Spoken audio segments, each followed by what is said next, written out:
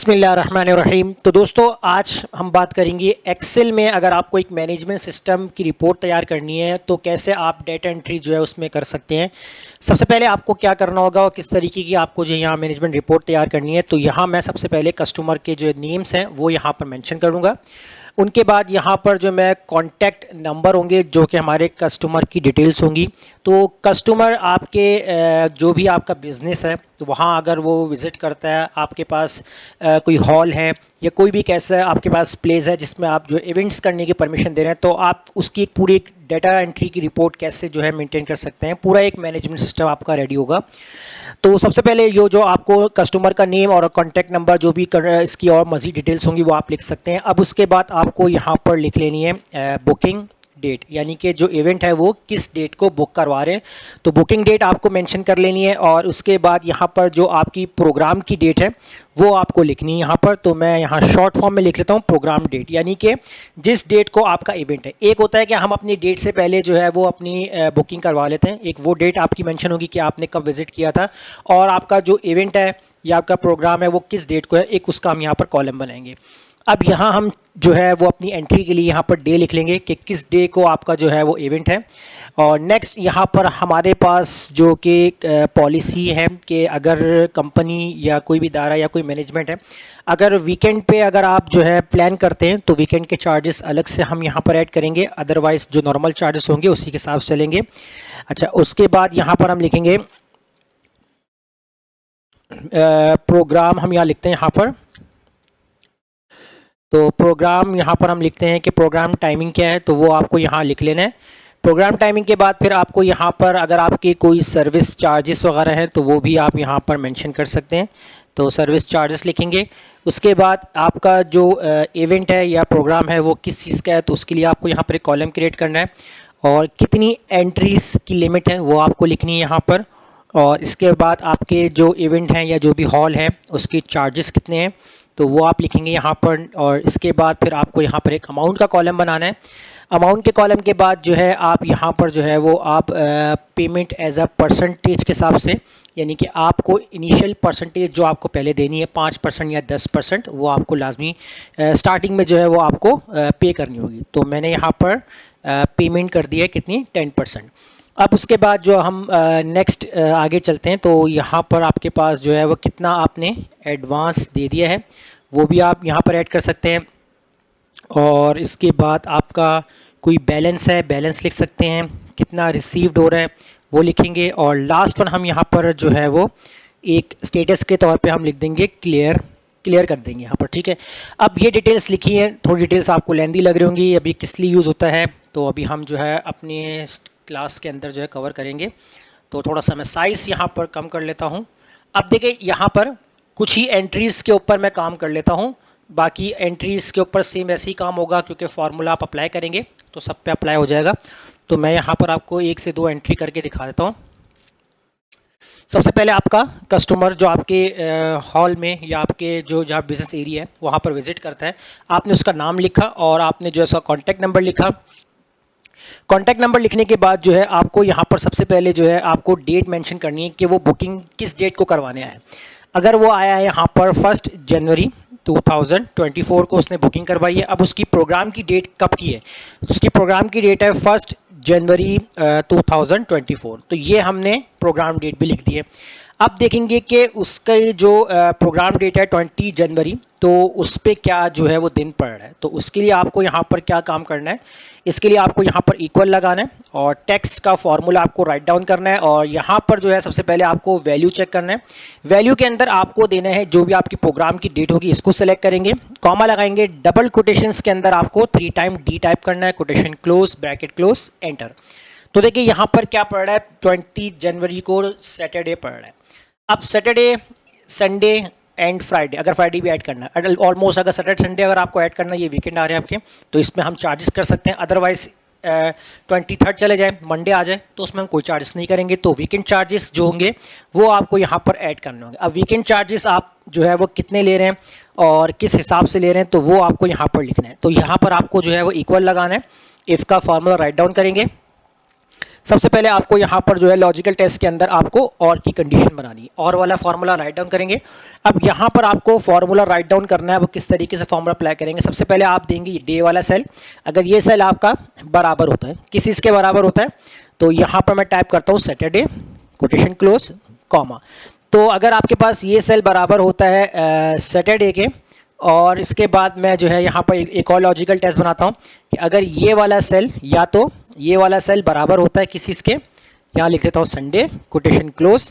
अब quotation close करने के बाद जो है मैं यहाँ पर ब्रैकेट क्लोज कर दूंगा। अगर आपके पास जो है वो इन दो कंडीशन में से या तो संडे हो या सैटरडे हो, तो अगर इस दिन इवेंट होता है कॉमा लगा देंगे, तो आपके पास आपकी ट्रू वैल्यू में यानी आपके चार्जेस कितने लगेंगे वीकेंड पे, तो वो आप यहाँ लगा सकते हैं। जैसे आप 5000 एक्स्ट्रा चार्ज करेंगे कॉमा, अदरवाइज आप 0 कर देंगे, ब्रैकेट क्लोज कर देंगे और एंटर कर देंगे। तो देखिए यहाँ पर 5000 लिखा हुआ आ गया। अब मान लीजिए कि जैसे मेरे पास यहाँ पर मंडे लिखा हुआ आ रहा है, तो देखिए मंडे में हमारे पास कोई चार्जेस नहीं आ रहे। इसी तरह अगर हम यहाँ पर लिखते हैं ट्यूसडे, तो देखिए ट्यूसडे में भी कोई वीकेंड के चार्जेस नहीं आ रहे। तो मैं बैकवर्ड कर देता हूँ, तो यहाँ पर सैटरडे लिखा हुआ आ रहा है, तो सैटरडे के अकॉर्डिंग जो है वो आपके वीकेंड पे 5000 चार्ज लिए जा रहे हैं। अब नेक्स्ट जो आपकी प्रोग्राम टाइमिंग है वो आपको जो है यहाँ पर मेंशन करनी है कि आपका प्रोग्राम जो है वो डे है या नाइट में है, वो आपको यहाँ लिख लेना है। उसके बाद फिर आप यहाँ पर बात करेंगे जो आपके सर्विस चार्जेस हैं। अब सर्विस चार्जेस जो है वो आपको यहाँ पर फिक्स रखने हैं, तो फिक्स रख सकते हैं। तो जैसे मैं यहाँ पर जो है वो 3000 जो है वो सर्विस चार्जेस ऐड कर लेता हूँ। अब इवेंट की बात करते हैं। अब इवेंट क्या है, बर्थडे है, कॉन्फ्रेंस है, एंगेजमेंट है, जो भी होगा वो आप लिख सकते हैं। तो जैसे मैंने यहाँ पर टाइप कर दिया बर्थडे है, वो इवेंट, ये पूरी हमारी जो है वो डेटा एंट्री हो रही है, हमारी कस्टमर की पूरा मैनेजमेंट सिस्टम तैयार होगा।